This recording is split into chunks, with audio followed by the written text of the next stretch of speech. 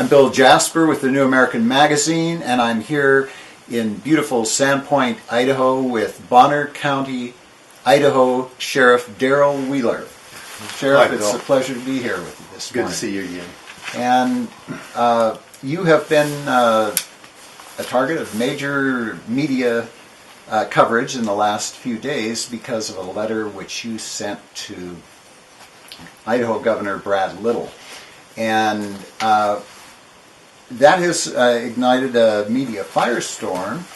And just reprise for us, if you would, and I'll read a little bit of the letter, what it was that you were asking Governor Little to do.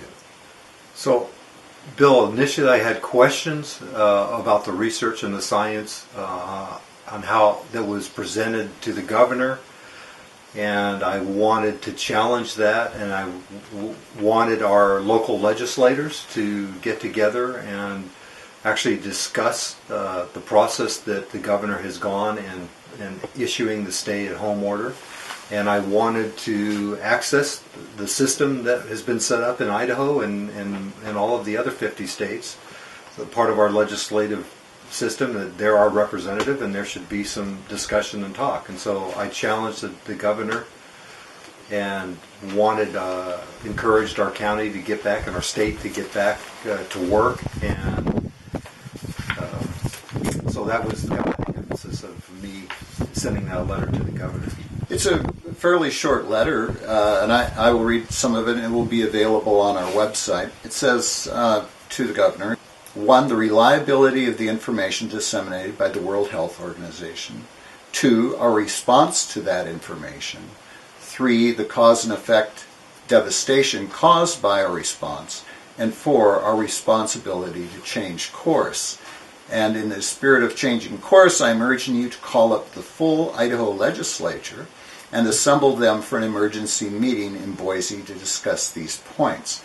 I do not believe that suspending the Constitution was wise because COVID-19 is nothing like the plague. We were misled by some public health officials, and now it is time to reinstate our Constitution. Calling for the legislature to come together on this is a fairly reasonable thing, isn't it? I think so. That's what the legislature is supposed to do, correct? Correct. And so your idea was that the legislature would get together and we would have the lawmakers decide what the governor's proper response should be. Correct. Immediately, this was brought up in the media, however, as being some extreme position. And then we had a public health official, a doctor from Kootenai County, which is south of you, it's bordering on you, Coeur d'Alene, Dr. Burnett, who wrote a letter criticizing you, in which he made a very incredible statement. I will just read a part of it.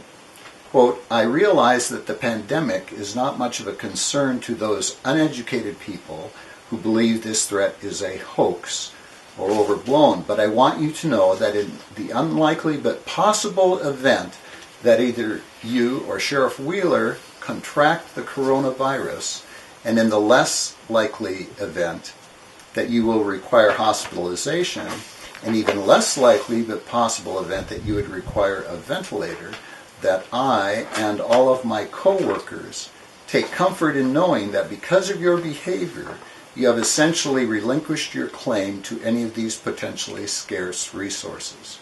It is probably for the better that a ventilator go to a healthcare provider anyway. End quote.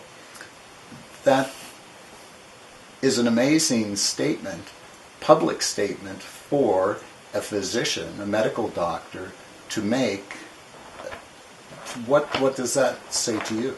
Well, I was first of all appalled to hear that, but then I understand some decisions are made because of fears and because of ideologies that they may adhere to, and I wanted to, I think, really respond it in a way that would honor our county, honor the sheriff's office, and also honor people that are actually looking at what kind of reactions that I'm getting here for my call.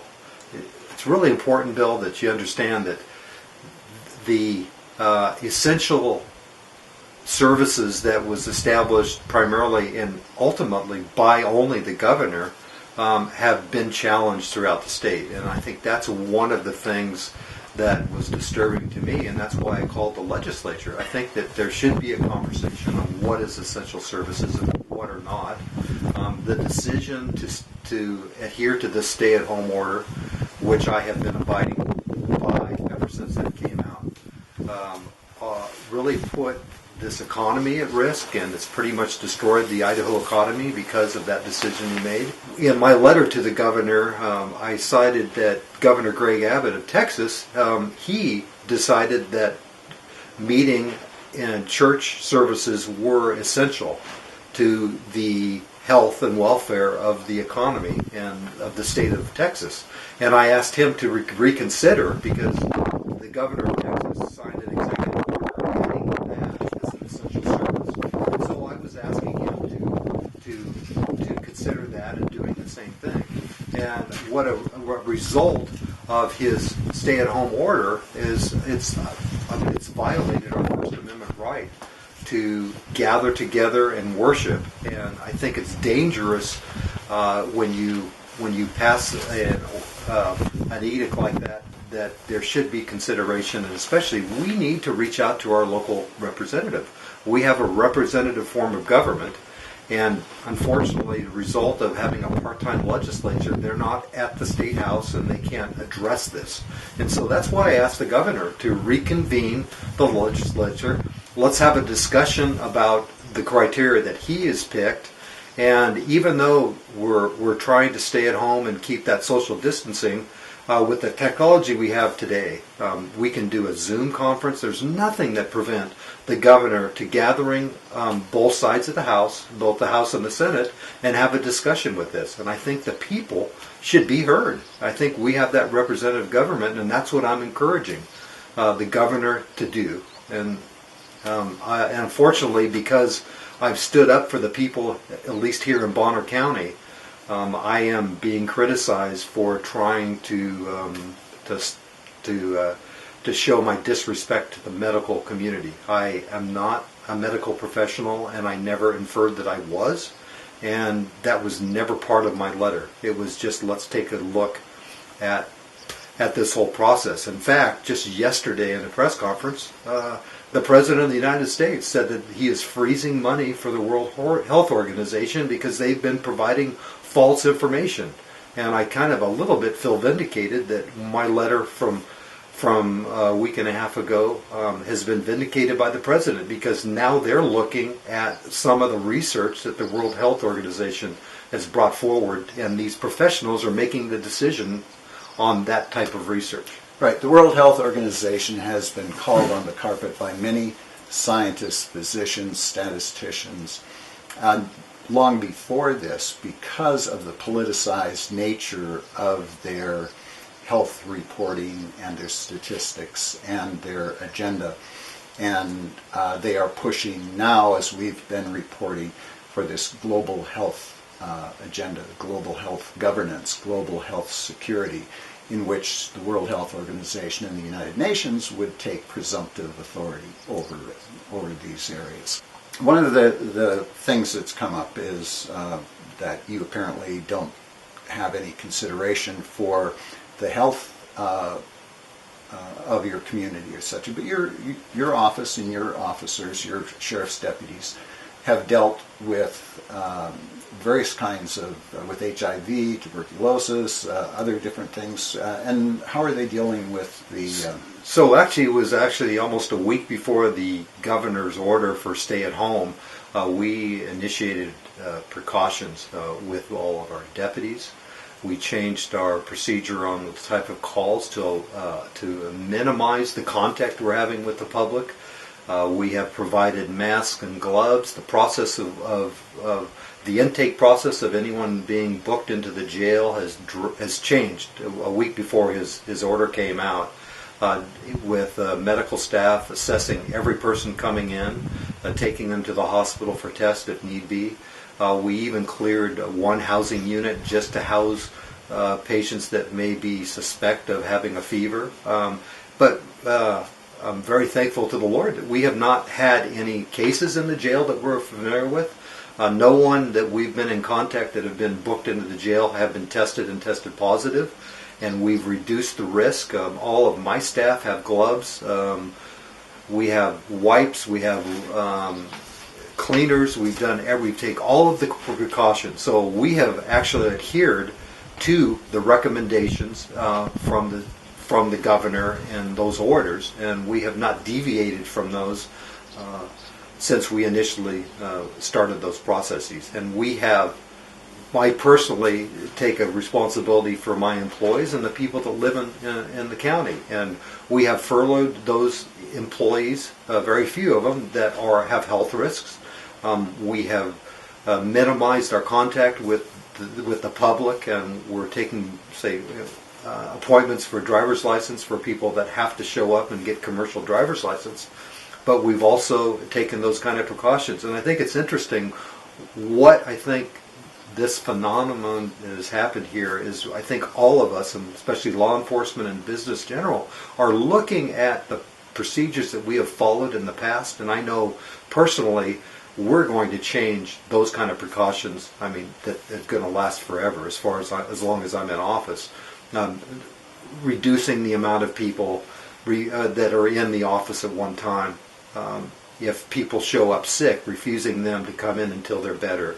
Not allowing just large crowds of people coming in together. So, I mean, there has been a little bit of a blessing because of this, because we're hopefully going to make our community safer because of it. But I've been made a monster in the public because they have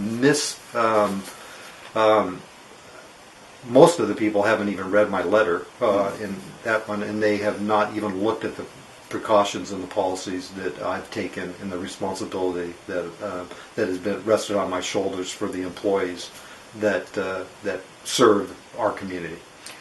It did not surprise me that the New York Times would be jumping out of the gate to come and do a story on this. They, as well as the more local Spokesman Review in Spokane, Washington, and other media have been attempting to portray anyone who questions all of the vast new powers as some kind of irresponsible yahoo or belligerent sort of. You're not advocating any kind of riotous rebellion or anything of that sort? No, absolutely not. And in fact, my family will be attending church services Sunday via Facebook and the internet. We ordered hymnals so that we can participate, and we're going to be doing worshiping the same way that hopefully most people in the community are doing. And I've never advocated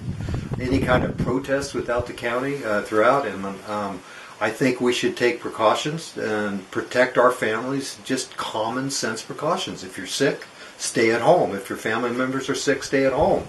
If you have family members, as I do, that need to be protected, there's a lot of us that have family members that you have to avoid those people that are sick. And we take those precautions, and we have for years, and I think everyone should just use common sense and do that. But do we need to close down our economy and do that? I think it needs to be reviewed by those who represent us and needs to be addressed in our state legislature. Well, very good. Have you heard back from the governor yet? The governor has not reached out to me. Well, thank you, Sheriff Wheeler, and keep in there doing your good job. Oh, thank you.